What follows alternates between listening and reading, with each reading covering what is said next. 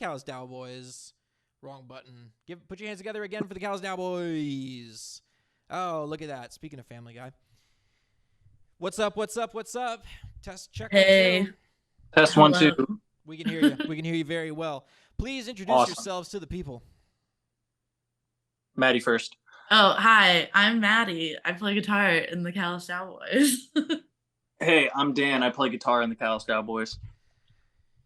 Okay, is the lyric from that song we just heard a shot at me? Nostalgia for the 2000s? Be real. No, Ooh. maybe. I think I know who it's a Maybe. shot at, but That's an if the shoe fits kind of, kind of situation. Well, why don't you go ahead and explain that a little bit then? How does that lyric read to you guys? I know exactly who it's about, but I'm not gonna say. Ah, come on. I can't. No, I can't. You can say Nick Nocturnal. Before the show started, he told me it was about Nick Nocturnal, and now he's afraid to say it. Yeah. Then you know what? It's about Nick Nocturnal, and it's also about Andrew Baina. It's about Drusif Stalin.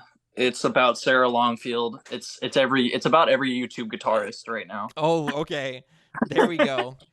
Every single one of them. But if Nick was planning on doing a How to Write a Callous Daoboys song, never mind. Sorry about that. But seriously, jokes aside, I think that's a pretty phenomenal song there, and it's a collaboration with the band Pulses, where are Pulses from?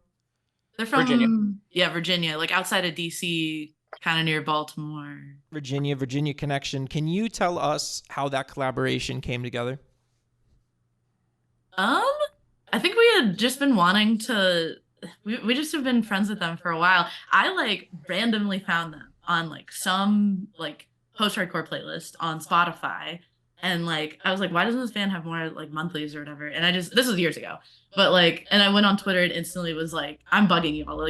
Y'all are the coolest band, and all of them geeked and were like, oh my god, we're Daoboys fans too. So we just made internet friends with them, and basically any other time that we passed through the area, we would just talk and hang out with them a bunch and stuff. But no, that band is also just I feel like I'm the only one that really gets Pulses, really gets it, in the way that I don't think a lot of sometimes people don't always get us. We pack so much stuff into our songs, lots of left turns, lots of doing this, that, the other.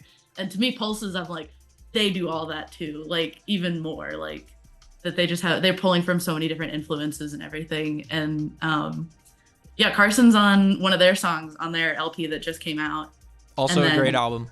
What is the name of that record again? It Wasn't Supposed to Be Like This. Wasn't supposed to be like this. Go check that out too. But it is.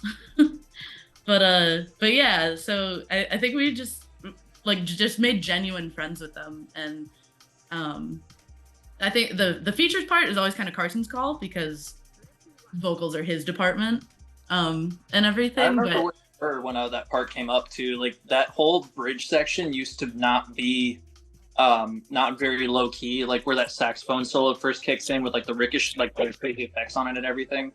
It used to just be this really obnoxious fast double kick riff, and Carson and I sat with it for a week and we're like, this sucks, and we just scrapped it. And Carson was like, what if we got Pulses on it? I'm like, all right. And then we wrote the little section that's there now, and we just sent it over to Pulse. Like, hey, do your thing. Pulse it up. Pulse all over this. Yeah. So, oh my God. Listen, I want to check with you guys on something right this. So on Celebrity Therapist, the way that I felt a lot about the Callous Daoboys songwriting style was there was just a lot of uncontained, uncontrollable energy. And now with this new EP, it feels like we're starting to bottle that up into tighter songcraft, songwriting. Maybe it's just the 3-song nature of the release, or maybe there's something more resonant there. Am I onto something with this one or no? I would agree. Yeah. Don't get me wrong. I think some people had a harder time. I wouldn't say a harder time digesting Celebrity Therapist. I came into knowing that record as a fan myself, so there's this really solid progression of how the songs are structured, from Die on Mars to Celebrity Therapist. You can see a lot of growth there. And I think with the way the lineup changed for the, fairly recently, like last year, and as those songs were coming together, it just made more sense to write them the way they did, and also just being able to push everyone's limits in the band even further than we had before because of the musicianship that we brought into the band. Like with our new drummer, Marty, he joined the band when I did, so like new, but he had to like learn new techniques on drums just to play Designer Shroud of Turin. And I think being able to push ourselves in terms of the technicality, it brought forward like I guess like an accessibility thing. Like it definitely has like a more modern production, and I think people are able to like grab onto that stuff a little more. But then you surprise them with the moments like that you would find in Celebrity Therapist and Diamars. Still fucking nuts. I think that it brings a little bit too of the influence, because you guys employ some very interesting songs during your live sets as interludes. Like I'm pretty sure you guys always played like Every Time I Touch by Every Time I Cascada, Touch, yeah. right? And then use that to just explode into the heaviest song of all time. Can you talk a little bit on the way that have those songs influenced you guys, or are they just kind of like fun left hooks to throw at your audience? I wouldn't say there isn't like not an influence. I think a lot of the like stuff we pick for stuff like that is just like we also use oh my god, that that Zed featuring Fox's song, Clarity by Zed. Like it's like that was like such a cheesy like dubstep song that like you could not escape like almost 10 years ago or whenever that came out. And like I think a lot of those song choices are just things that like those are influenced because we were like just so exposed to things like that. But yeah, I think we've always like wanted to do a little bit of like incorporating pop stuff, but and like maybe more accessible song structures and everything. But we kind of have been learning how to do that our way and whatnot, I guess. Like, I don't know, like going back to Die on Mars and stuff still, there's like a couple of moments where like we're trying to do a hook and we're trying to do. See, that's the journey that I've been watching like you guys take, is figuring out how to make this sound into something accessible, because it is very scary. I actually took my parents to see the Callous Daoboys, and my mom thought there's no way that Carson does that with his voice. She was like, that's a microphone effect, right? And she's like, no. And I'm like, no, that's just how he does it with his voice. And she's like, can you do that? And I'm like, kinda. And she's like, can you do it right now? And I'm like, we're on an airplane. So it was a new experience for a lot of us. But can you talk a little bit now? You know what? It's the brand spanking new metal show, so I'm just curious. Can you guys shed a little light on some of your new metal influences? Because I do think it's more fair to say you guys come from that Glassjaw school of thought with the post-hardcore. But if there are a few new metal bands you guys do like, please.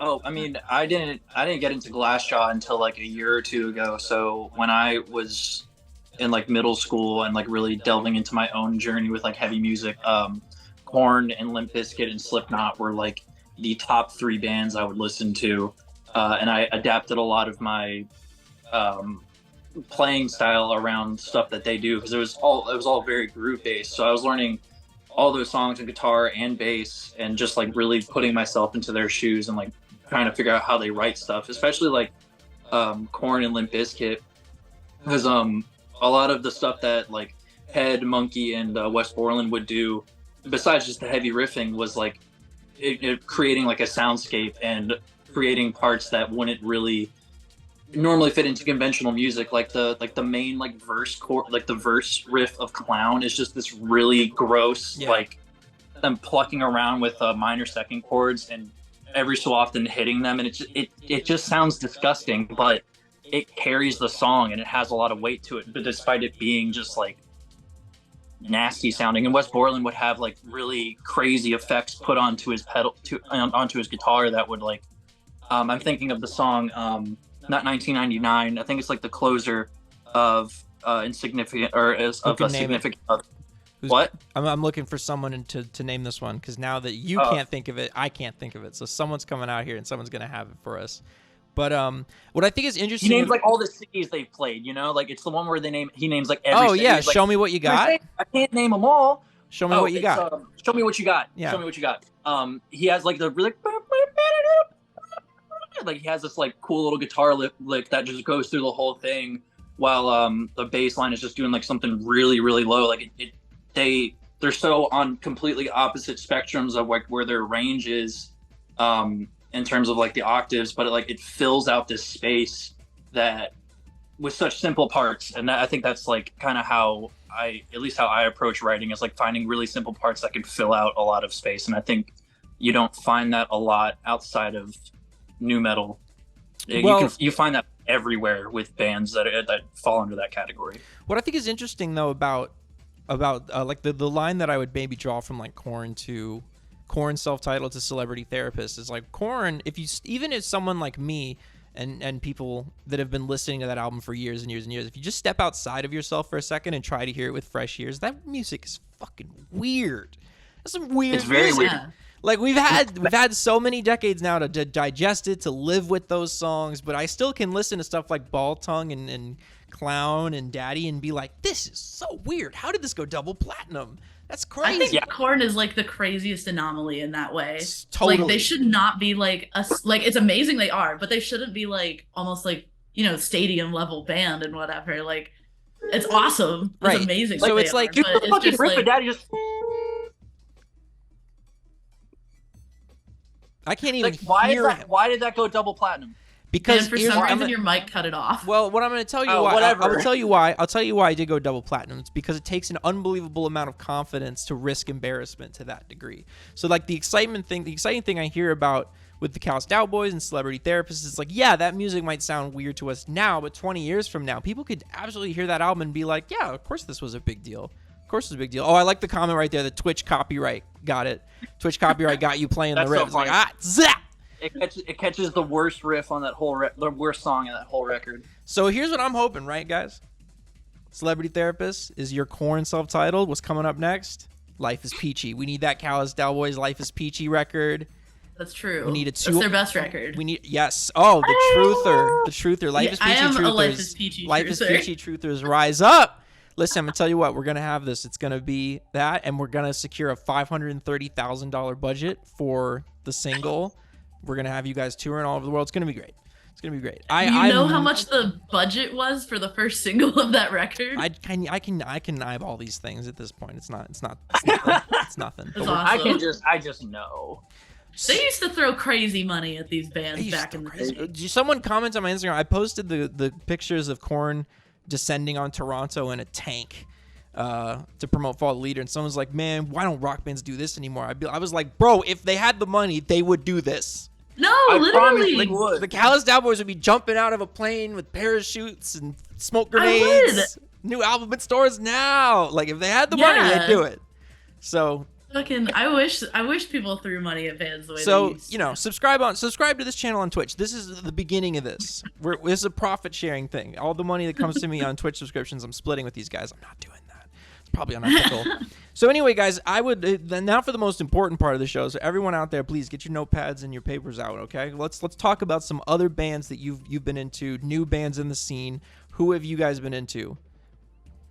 Dan's like, I want no part in this. You posted one recently. I need to go find it. Dan, you want no part of this? He turned his camera off. He's like, I'm not doing this. I'm Yeah, not here to talk about tapped other out. bands. So I'm not here to talk about other bands.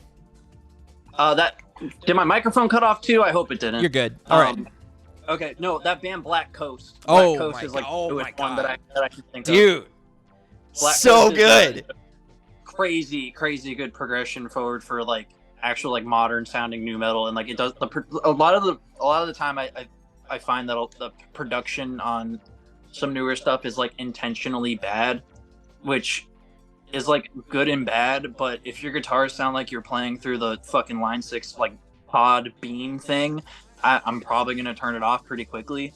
And there's something about Black Coast, like it's just crisp, like it sounds good. Like the first Disturbed record sounds really good, Limp Bizkit records all sound really good, Korn records sound good, but like You know what that sound like, is? you don't have to You know make what it that sound like is? That sound is called confidence. It's called confidence. Yes. No. guess It sounds good on an objective sometimes. level, but hold on. But it takes confidence to make your album sound that good. A point I just made recently is that when you do lo-fi indie production, to me that kind of betrays insecurity in your songwriting. It's like, well, maybe our songs aren't so good, so we'll just run the whole thing through a distortion pedal, and then maybe it'll be fine. If you make your songs clear, fair. there's nothing to hide behind. Yeah. No, that's a good point.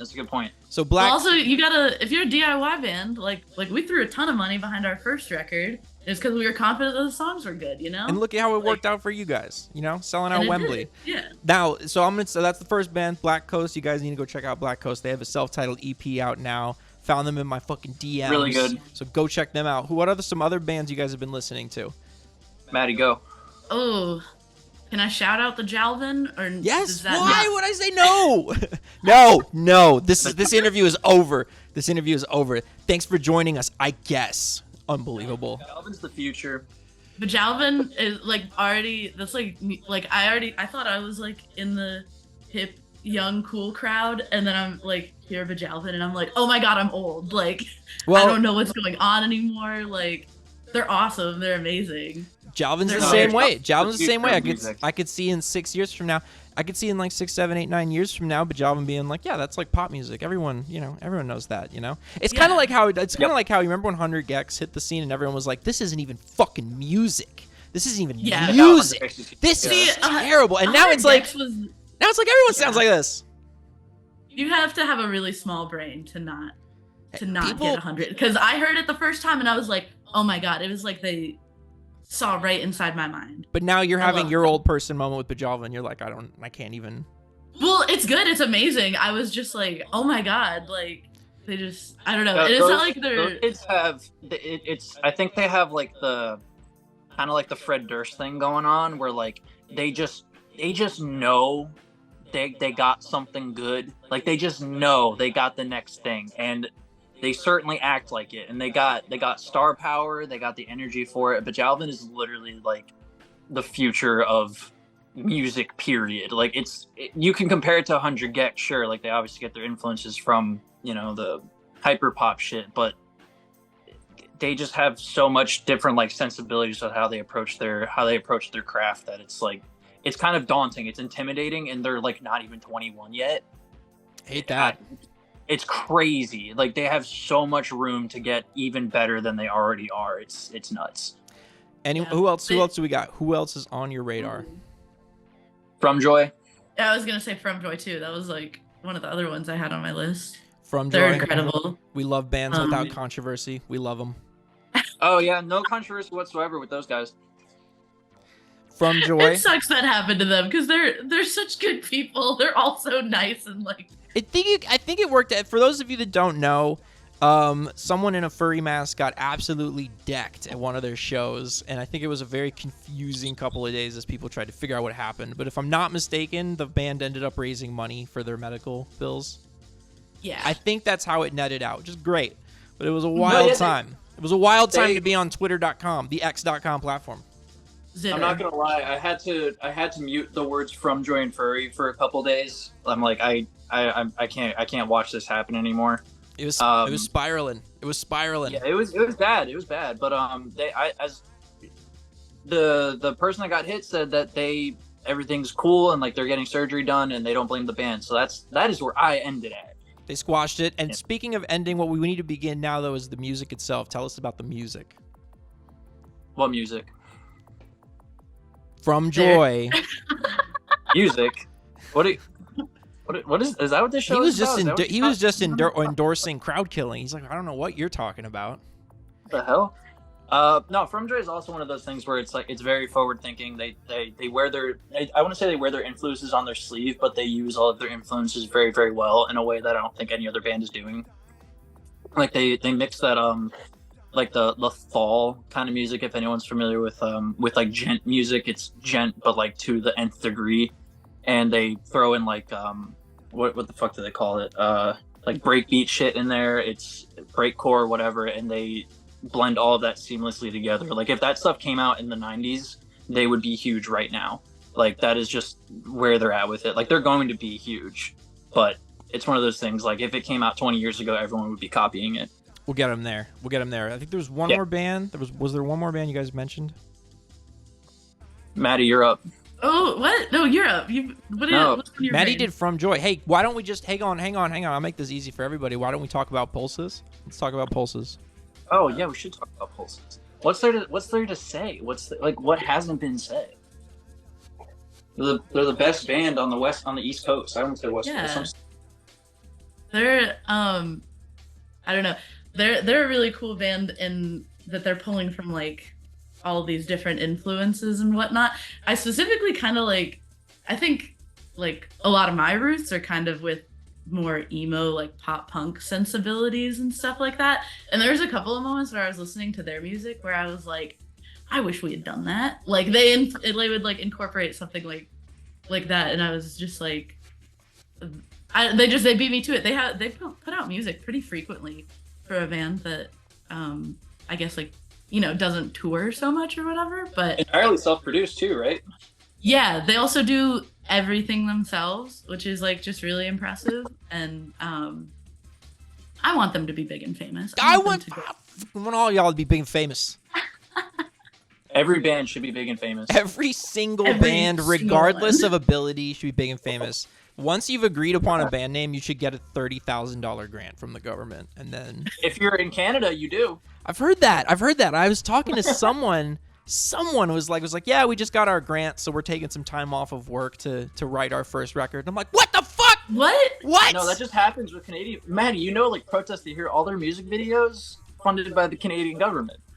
I mean, I knew that there was like stuff like that, but like I figured you had to put in some work to prove that you're worth a little bit having money thrown at you, though. That's just bananas to me. I think like Europe does that a little bit too. Like I've heard of like French bands coming over to the States and like getting... Oh, shouts out Flamo. Are they still active? You know what? No. So I'm gonna tell you what, Mark was talking about it. So me and Mark will have these weird on-off conversations because he's on Instagram perpetually, and he just sees. I think I accidentally. You know how Instagram splits your DMs up into like priority, general, and requests. I think I've somehow ended up in Mark Maggiori's primary inbox because I'll DM him and he'll see it. Flamo? Is the lead singer of Playmo, yeah. Oh, because I'll DM him and he'll get the message like right away. And they were supposed to do a new album over the summer.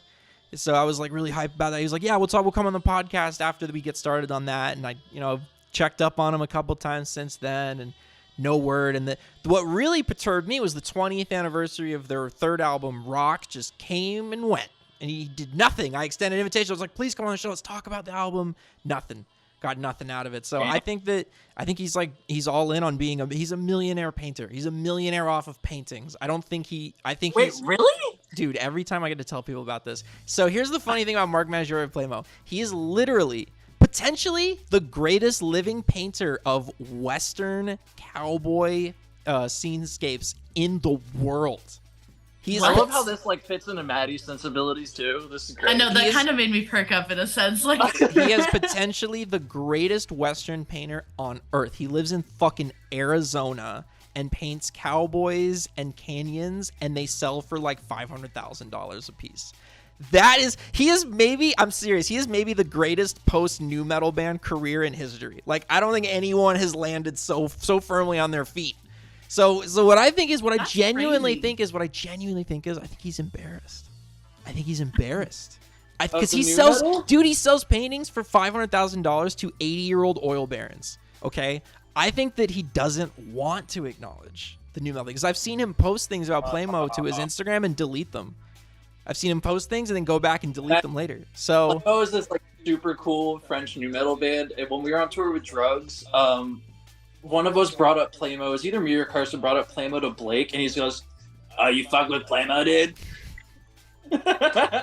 Oh, you listen to Playmo?" I'm gonna make his life difficult. I'm gonna make it a problem. He needs to talk about that band. I'm fed up. I'm gonna go to a meet and greet or something. Just put it to him.